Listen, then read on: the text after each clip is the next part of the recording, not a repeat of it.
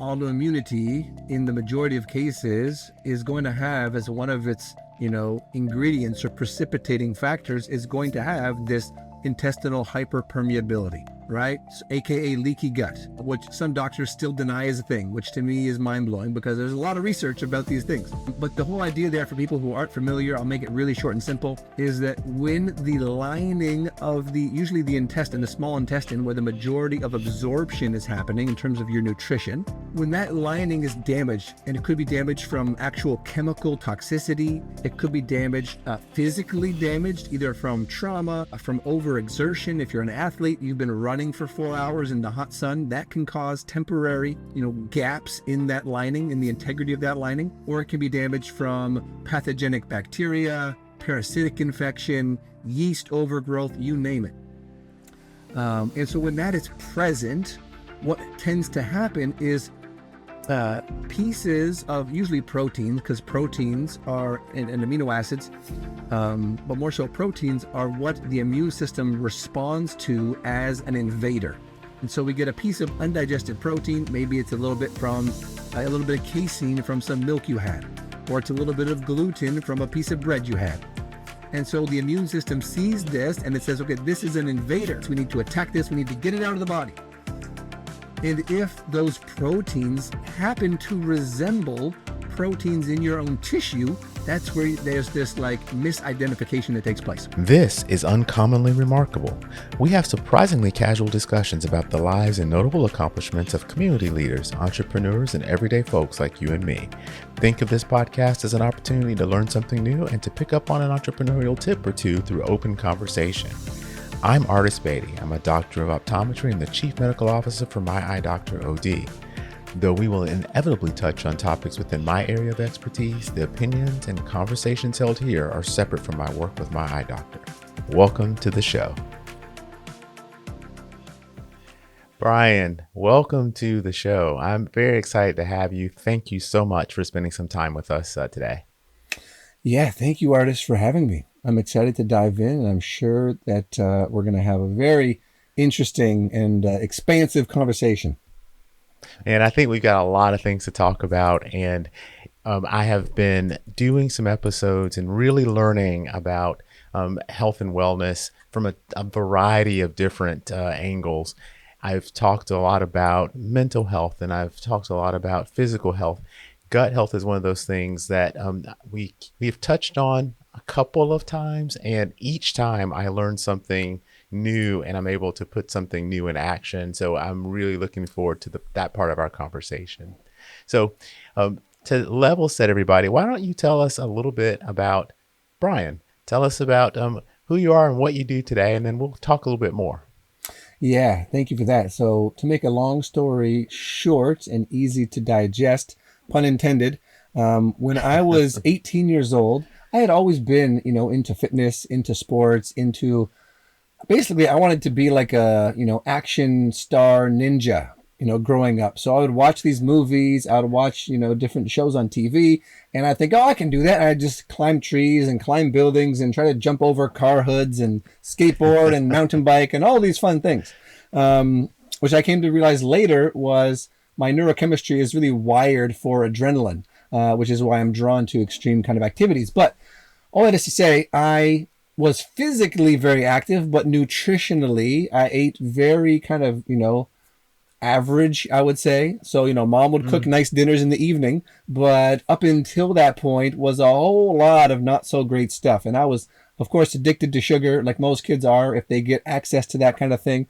Addicted to dairy in a large part, also lactose intolerant, which is a bad combination if you want to feel good and not be bloated and gassy. Yeah, it got worse over time to where I really realized, okay, there's something going on here. But just to say, I did not grow up, being aware of nutrition and health and all these kinds of things. This all came after what was the turning point for me, which was I was 18 years old, first year of university, whole life ahead of me, feeling great. And I just got really sick in the first week of my second semester, first year. So January, I got really sick and I felt weird. It didn't feel like a normal kind of a flu or fever, but I had those symptoms, but I also had this weird feeling in my stomach, but it wasn't localized to the right side at all. I say that because if anyone's had appendicitis or known someone who's had appendicitis, that's a telltale sign. And when that's there, it's like, okay, go to the emergency room. They're probably going to take it out. And it's a fairly straightforward recovery process if they do it in time. Right. Mine was not done in time. So I was just sick as a dog for 4 or 5 days. And then eventually the pain got so intense, it drove me to the hospital. And that hospital completely missed, the doctor I saw rather, completely missed what was going on. So he did an x-ray, gave me a ton of painkillers, which helped. I was glad to have those. But he did an x-ray and poked my belly a few times and then told me I had the flu. And here I am, 3 a.m. in the morning. I haven't eaten in 5 days. I haven't used the bathroom in 5 days. Not to be TMI, but talking about bowel movements and things like this comes with the territory when you're a nutritionist and focusing on gut health. So, sick for 5 days, hadn't eaten anything, hadn't used the bathroom. I'm on like 2 shots of morphine, just sitting in this wheelchair they put me in. And I'm just like, I felt like I was dying. And here they're saying, go home and sleep it off. And luckily I didn't do that, because I would have ended up in I might not be here today. My mom came, picked me up from school, drove me, went to a different hospital. They did a CT scan. They say, you're a mess inside. We have to do surgery right now. You might wake up with a colostomy bag if it's worst case, but hopefully it's just your appendix. Luckily it was. And so they cut me open, a big old incision right down the middle, cut me open, cleaned me up, pumped me full of antibiotics for about 2 weeks. I lost about 20 pounds during those 2 weeks, just being mostly bedridden and on a liquid diet. And it showed me a few things. First of all, how fragile life is, how close I had come to not being here. And also that I needed to pay attention to what I was doing, because clearly, something wasn't working. Like, this shouldn't just happen. And when I asked the doctors and the nurses, like, why did this happen? Like, was there anything I could have done to prevent this? And they said, well, we don't really know why it happens. It's kind of genetic, and it kind of just seems to happen to some people, but like, don't worry about that. Just focus on your recovery, focus on feeling better, and don't worry about it too much. And that was not satisfactory to my, at that time, engineering mind. I was studying automotive engineering technology, and I've always loved to know how things work. And so it's like, okay, that answer is very lackluster in terms of getting to some sort of reason or understanding in terms of how this happened, why this happened, and what I should do moving forward to prevent future, medical issues from taking place. And that sent me to a multi-year recovery. I didn't understand anything about probiotics, so I went back to eating like a university student, binge drinking beer on weekends, pizza, takeout, all this kind of stuff. Created all kinds of imbalance, yeast imbalance, bad bacteria, you name it. So that led me to basically bloated all the time, can't digest most of my food, gassy all the time, tired all the time, can't think, can't stay awake in class, no sex drive, no libido. And I'm like 19 years old. All right. I'm like, this is not right. This is definitely not right. And I saw a naturopathic doctor who had been caring for my mother at the time, as she had been recovering from stage 1 breast cancer. And that naturopathic doctor recommended me a book on nutrition called The Thrive Diet. And it was reading that book that blew my mind to see just how impactful food and nutrition can be. And how we can use specific foods, specific herbs, specific natural supplements, vitamins, minerals, etc., to drive performance and to help our bodies work better, our brains work better, of course, our guts work better, and that usually happens in a synergistic fashion, because what's good for the gut is also good for the brain, right? Is also good for the immune system, and so that just like set me on fire, and I basically unofficially decided that I was just gonna obsess about this and study this first until I could get myself feeling better, which took about 4 years of kind of trial and error and working through various things. So that was my personal thing. And then by the time I made it through that, I'm like, well, this is the only thing I really care about. I'm not going to go back to designing car parts and sitting on a computer, which I would never survive doing that kind of work anyways. I'm far too high energy and, people oriented, to do that. And so I ended up leaving the university model after doing a year of all all the basic, pre-med courses on that track, thinking, naturopathic medicine, chiropractic medicine, but then deciding 7 more years of full-time school and a couple $100,000 of debt before I could start helping people was definitely Right. not something I could happily take on. And that led me to the Institute of Holistic Nutrition, which is a fantastic private institution up here in Canada. And they now serve people online. Thank you, COVID.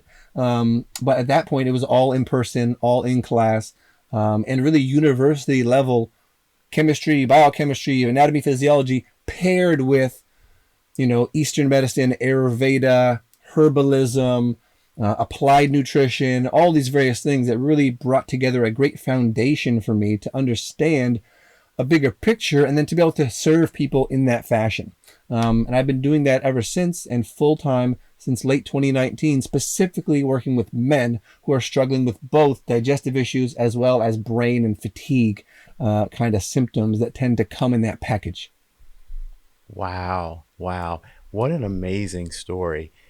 Before you had the appendicitis, if you think about how you felt leading up to that versus what happened as you began your recovery and you realized, man, I'm not feeling great.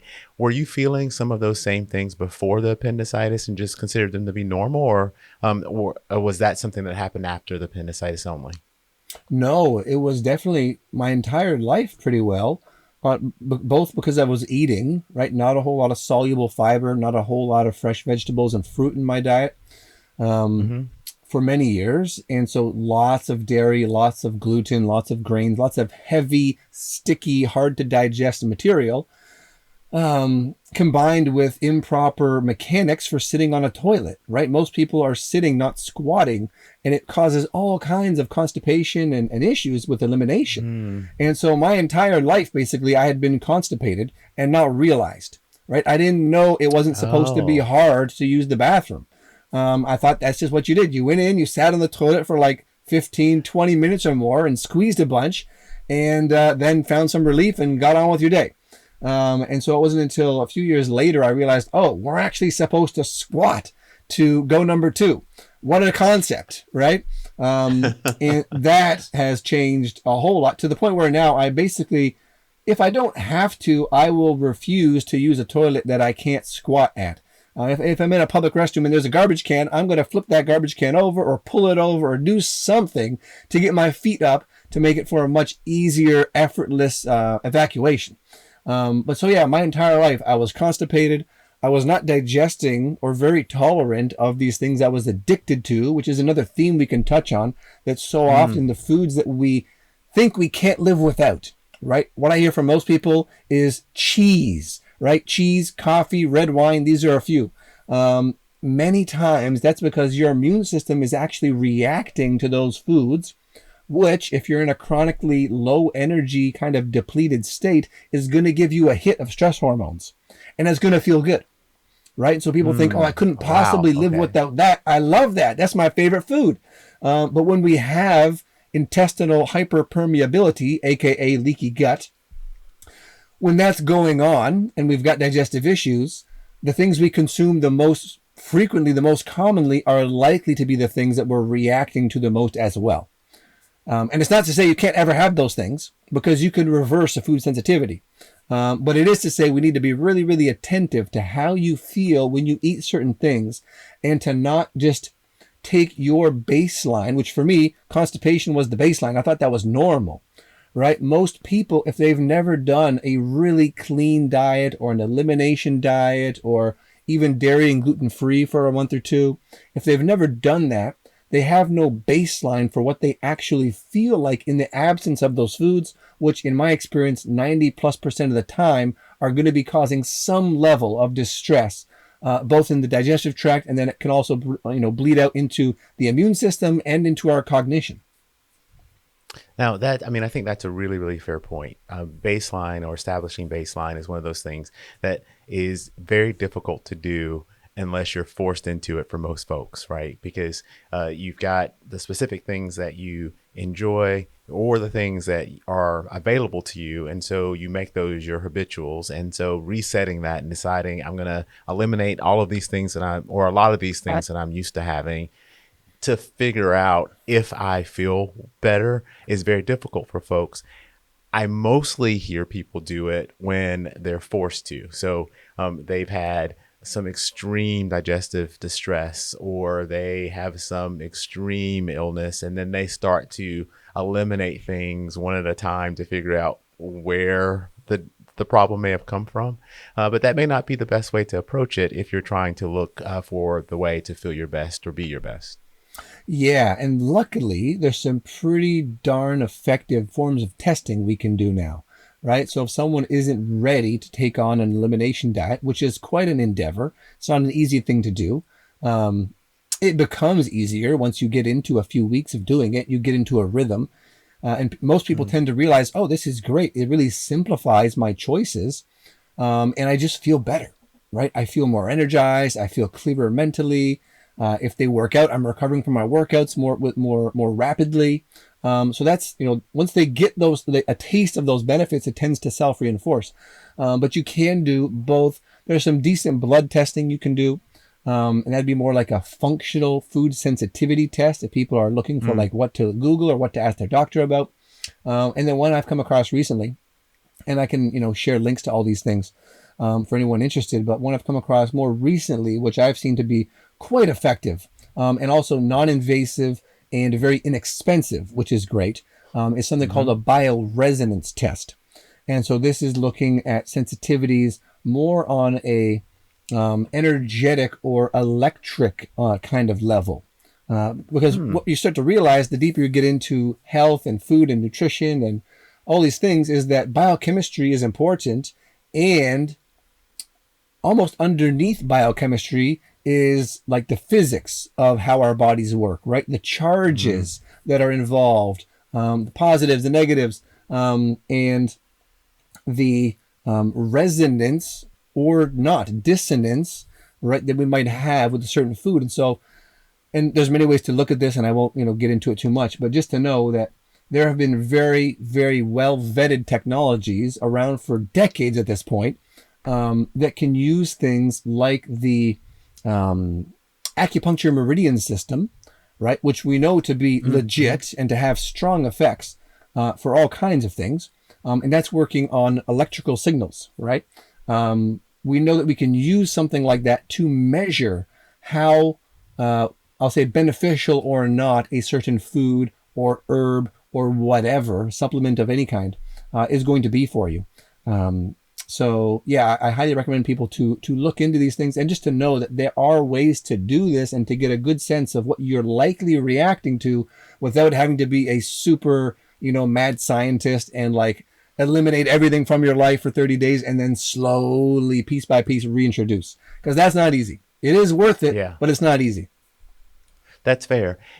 Bryan, you mentioned you received a book after the surgery.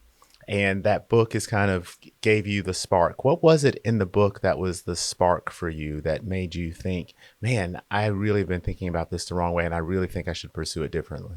Yeah. So again, my interest in athletics and being fit and being strong and being, not specifically, I was never specifically dedicated to one sport. I played tennis, I played hockey, I skateboarded, I rollerbladed, I did weightlifting. I wanted to be just well-versed and well-rounded across the board.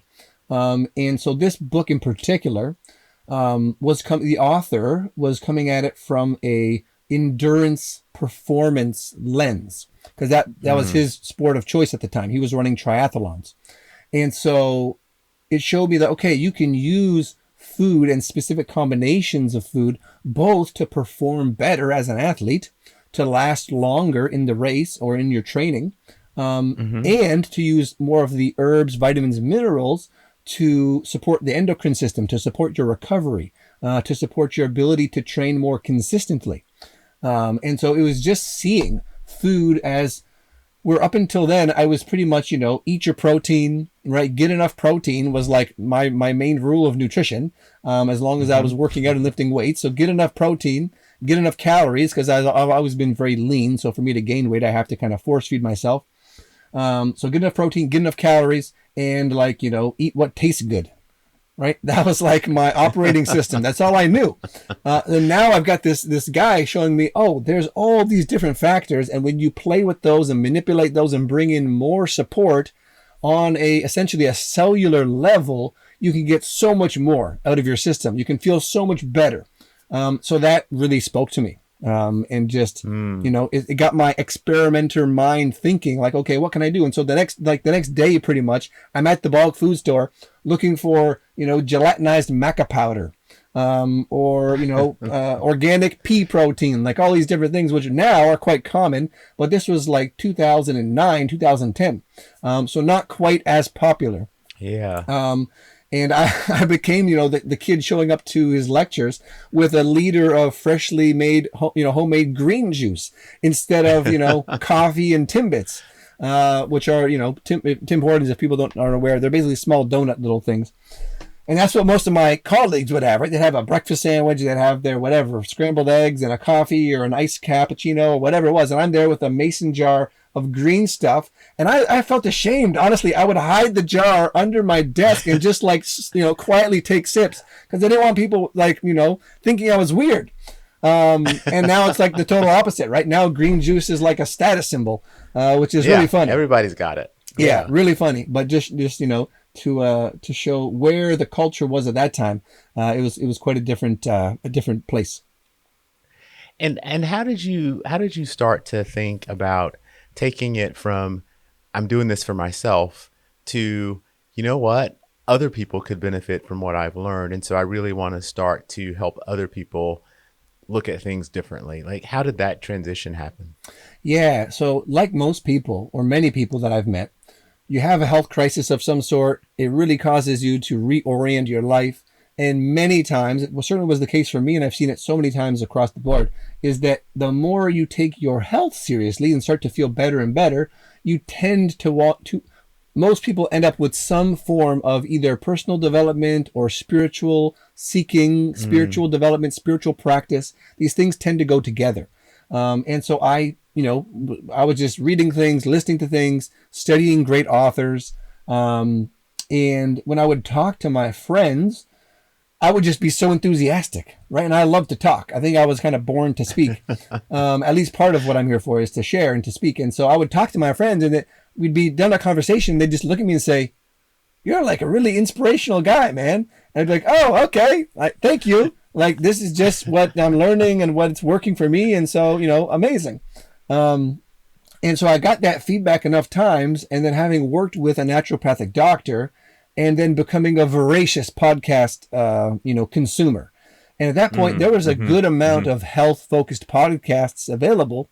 And I was seeing, okay, these people are clearly, this is what they're doing, right? Whether they're a nutritionist, a personal trainer, they're sharing a message. They're oftentimes developing books or products or courses, and they're helping people. And it's a viable way of living and a viable way of creating a career path for yourself that is outside of the standard, go to school, get a job kind of format. And it made a lot of sense for me. And I've always been one to kind of go against the grain, as it were. Never really feel like I was fitting in to normal standard culture.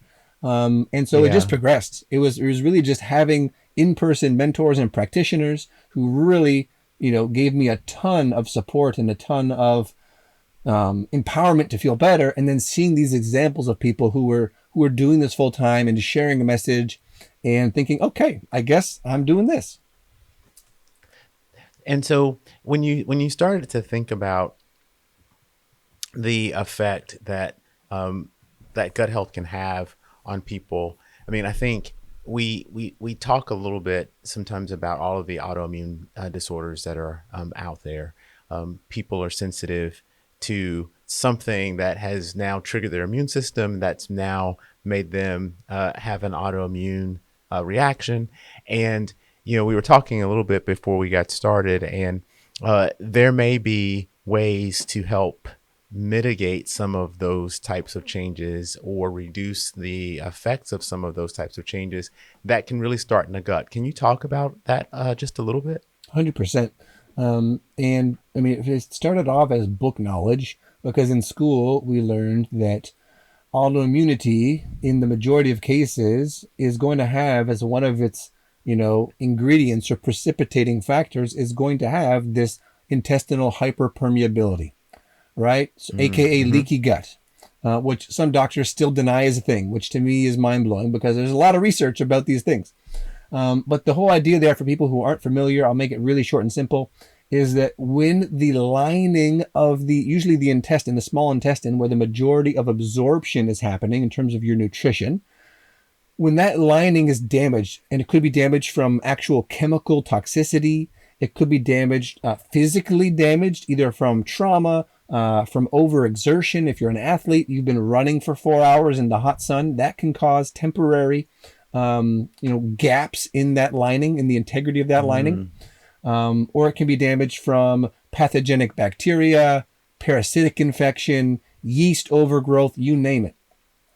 And so when that is present, what tends to happen is pieces of usually proteins, because proteins are and amino acids, but more so proteins are what the immune system responds to as an invader. Right? And so we get a piece of undigested protein. Maybe it's a little bit of casein from some milk you had, or it's a little bit of gluten from a piece of bread you had. Those are two common ones. That protein gets through that gap where it's not supposed to be. It's not supposed to be in your bloodstream because it's not broken down into its amino acid parts where the body will then use it for whatever it's going to use it for. And so the immune system sees this and it says, okay, this is an invader. This is not supposed to be here. We need to tag this. We need to attack this. We need to get it out of the body. And if those proteins happen to resemble proteins in your own tissue, that's where there's this like misidentification that takes place. But again, the first ingredient or one of the key ingredients to this was the fact that it got through that gut lining, which is supposed to be an impermeable barrier. It got through that lining in the first place. So it goes to suggest that if we can fix whatever's causing that leakiness in that barrier, then we can give the immune system a break, stop triggering it day in and day out, which is usually happening if you're eating, something you're reacting to 3 times a day, 4 times a day as a staple food, then it's just constant being triggered, which is very draining. It's very taxing for you energetically as well, which is why fatigue shows up for most of these people. And so knowing that was like, okay, cool. So I've got the framework, and I had to do a bunch of rebalancing of my own system because I had a terrible yeast overgrowth after, massive amounts of antibiotics and then back to standard eating and then overgrowth and just everything was a mess. So I had rebalanced that in myself. And then I had a client come to me, someone who was referred to me, who had a diagnosis of ankylosing spondylitis, a very painful condition, essentially inflammation and fusing of his spine due to this autoimmune, reactivity happening. And to his credit, he was very open. He didn't want to go directly onto the heavy-duty immune suppressing drugs that would be typically prescribed, and he wanted to see what was available. He was in his early 30s. And so he was curious, he was open, and he got referred to me, and I ended up helping him and his wife. His wife went along. She didn't have the same condition. She had some stuff that was not great, but she, adopted everything he was doing just to make it easy. Which I always say, if you're in a relationship, you have a partner, the more that you can be supportive of this journey and do it together, just the better outcomes everyone's going to have, and the more manageable and enjoyable the experience is going to be. Sure. And so they did it together. And within a period, so when I first met him, if he were to, now at this point, he didn't know what he was reacting to. He just knew if I have a flare up, I'm basically in bed for 1 to 2 days, heavy duty painkillers, and then balancing that out with heavy duty stimulants, right on top of coffee and sugar, heavy duty stimulants like ADHD medication just to be functional, right? Because he was running his own business. He didn't have staff. He could, tell them to do all the work. He was running everything. So it all depended on him. And so he was back and forth, sedatives, painkillers, stimulants, sugar. It was a really, really not a great place. Within 10 weeks of being very strict on first eliminating the pathogenic bacteria, the yeast overgrowth, eliminating all that stuff, which we did naturally with antifungals and antimicrobial herbs, and then reintroducing enzyme support, probiotics support, anti-inflammatory foods in terms of what he was eating from, very, very, simplified anti-inflammatory template, and then focusing on regenerating that lining, that stomach lining, right, or the intestine lining, focusing on what are the herbs we can use, or the amino acids, things like L-glutamine, things like slippery elm, root, which is an herbal medicine. These things, which are very soothing and supportive to that lining, we go through that in a stepwise fashion. And at that point, he was both feeling better than he'd felt in like a decade. He's like, okay, this is, fantastic. This is working for me. And then he got exposed to, we later found out it was a combination of soy and gluten that was in a sauce at a Thai restaurant that he didn't know was in there.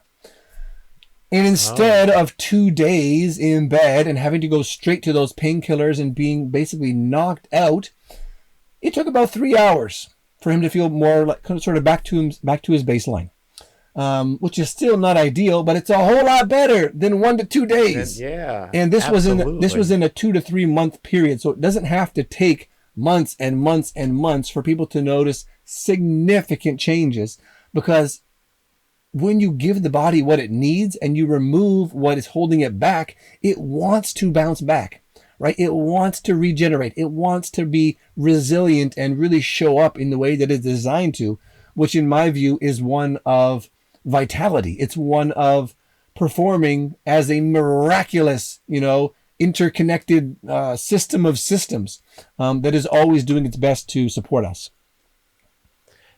That's amazing. And so with this gentleman, I would assume you guys did some of the testing that you mentioned earlier to understand what he was sensitive to, or did you eliminate things off the bat? Yeah, we didn't even need to. And at that point in time, I didn't have easy ways for people to do this kind of testing. This was, some years ago. And so in those cases, and especially because, he didn't have an infinite amount of funds to work with.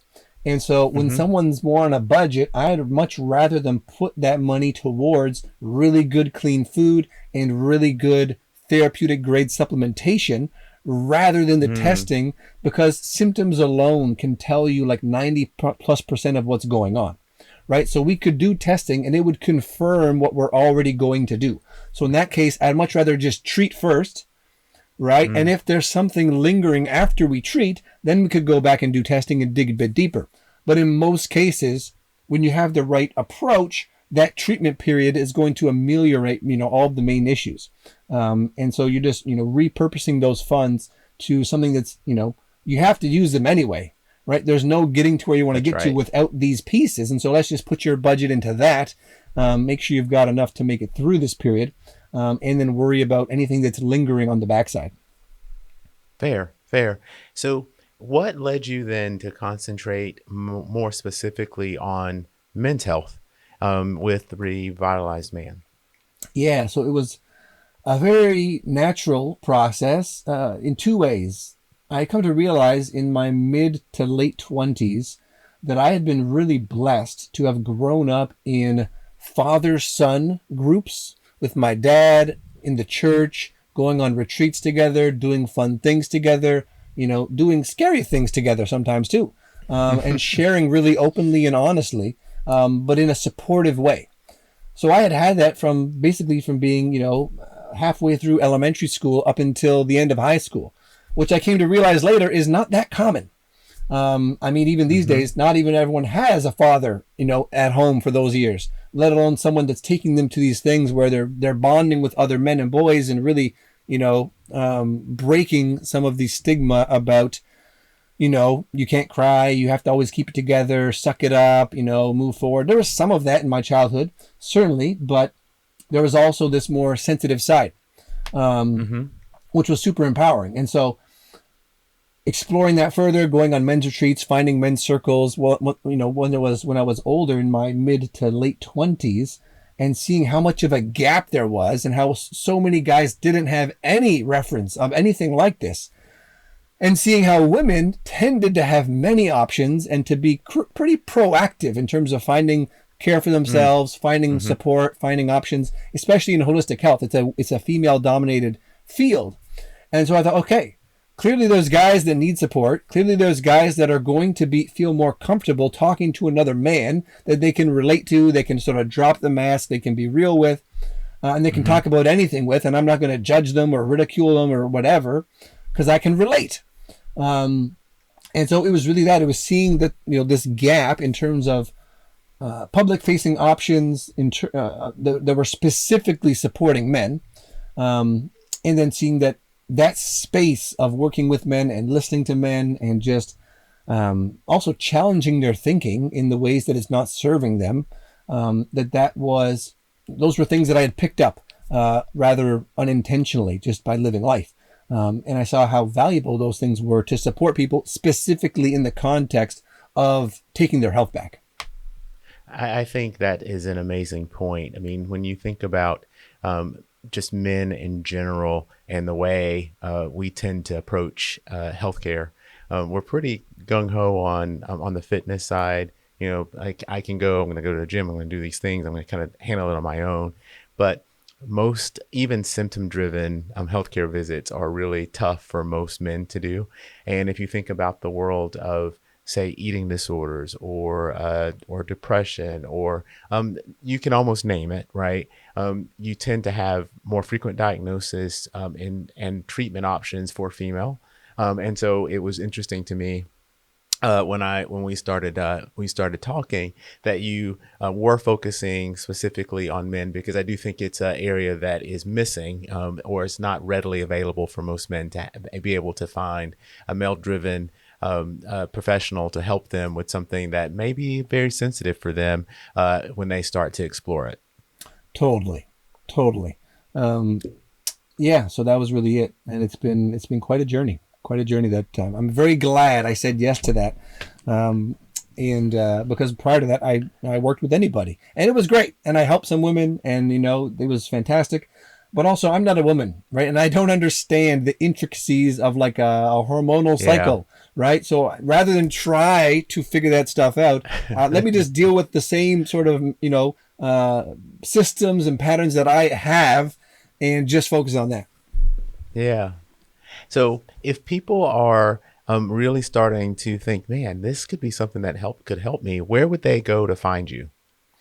To find me, the easiest place is my website, which is revitalizedman.com.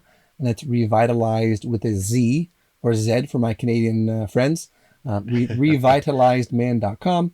And from there, you can find videos, you can find links to social media, you can get in touch. Everything is fairly easy to find there. And I mean, if someone just Googles Bryan Hardy, Bryan Hardy, like Tom Hardy, like the actor. If you Google Bryan Hardy nutritionist, you'll find me. I'm not hard to find. So yeah. Most excellent. And if you were listening to this, let's make it your 17-year-old self, and you're thinking, I don't know, maybe this makes sense to me, maybe it doesn't. Are there some specific things that people should think about that in their current lives that maybe spur them to seek out some help? Yeah. So for me, and I know this is true for a lot of people, and it's just kind of the human condition. It's like, unless we have enough pain, right, to drive us in a certain direction, especially men, we're likely not to take action. But when I found out, because I struggled tremendously with acne from about age 13 up until, I guess, 18, 19. And once I realized, oh my God, this is mostly driven by what I'm consuming, right? I could have perfect glowing skin and have none of the insecurity of, popping pimples and bleeding and scabs and all that whole mess, which is not a fun place, no matter what age you are. Right. But I know there's a lot of younger people who deal with that and they think, oh, this is just hormonal. And I've not seen this case where you can't get tremendous improvement, if not complete removal of things like acne, which can be a real pain in the ass. that you can't treat that by just cleaning things up internally. So that would be one thing. It's like, what are the signs your body is giving you that something might not quite be right? If you're gassy regularly, burping, farting, feeling heavy after meals, if you don't have a really good, easy bowel movement every day, that's a problem, right? That is a problem. And most people don't realize it's a problem, right? Or if you're dependent on stimulants in order to have a bowel movement and in order for your brain to turn on in the morning, that's a problem. Right? These are not natural things. They're not normal things. They become normalized because they're so common, but that's your body telling you through symptoms, I need some support here, right? Look at this, pay attention to this. And the more that you do, I can guarantee the better you'll feel, the more energy you're going to have, the more confident you're going to be, with romantic partners, in business, as a professional. All those things lead from you feeling your best. That's incredible. That's incredible. Well, Bryan, I have to say thank you because I think you've pointed out some things that are really, really important during the conversation today, and maybe things that people haven't thought about before. I love that you've actually gone on the personal journey, so you're not really just making this up. You've actually lived it, recovered from from real problems, and gotten better. Now you're helping other people, and so thank you for the work that you do, and thank you for sharing all that with us today. My pleasure, Artis. Thank you so much for having me. This has been fantastic. I really enjoyed getting to connect and getting to share, and I look forward to more. I'm going to make sure that we link Revitalize Man in the show notes, and hopefully people will reach out and at least ask questions and get better understanding. And maybe we get to talk again some because I think we've only scratched the real surface of this conversation. I think there's a lot more that we could talk about. Yeah, and one more little thing I might leave for the listeners, especially the men out there.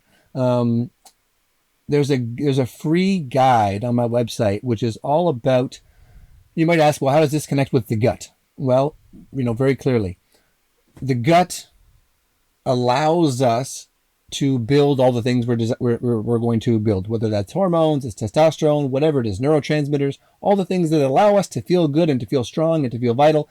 That depends on a healthy gut. And so I put together a cheat sheet of natural things you can do to optimize your energy and your testosterone, right? For me, that was super supportive because there was a time where I was very, very low energy, low drive, low libido. And I knew, okay, something is not exactly right.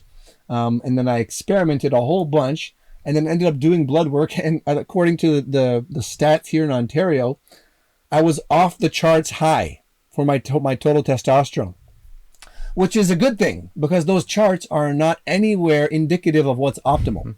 And so that's one other thing that I've lived the experience of feeling very low and depleted, and then proving to myself through nothing but basically nutrition and lifestyle that you can get dramatic improvements, both in terms of your subjective well-being, but also objectively in terms of optimizing those biomarkers that we think about when we're not feeling our best. So that's there at the website, revitalizeman.com/guide. Highly recommend people check that out, and save yourself a whole lot of stress and worry and research, and just go straight to the goods. Do this, don't do this, see how you feel, and then iterate from there. Absolutely perfect. Absolutely perfect. So thank you again for the time you spend, and hopefully we'll get to catch up and do even more of this sometime soon. That'd be great. Thanks so much. If you've made it this far, then I have to thank you for your time. I hope you've learned something new and enjoyed listening to the discussion as much as I enjoyed having it. I'd love to hear from you about the show because we're working really hard to bring you great content, and the feedback really helps us get better. If you like what you've heard or watched, for those of you who are streaming out on YouTube, then take a split second to give us a thumbs up or a like. It really helps other people like you find the show too. And no one likes to miss out on the good stuff. So go ahead and subscribe and hit the notification bell so you don't have to wonder when or if there's a new episode. And until next time, stay remarkable.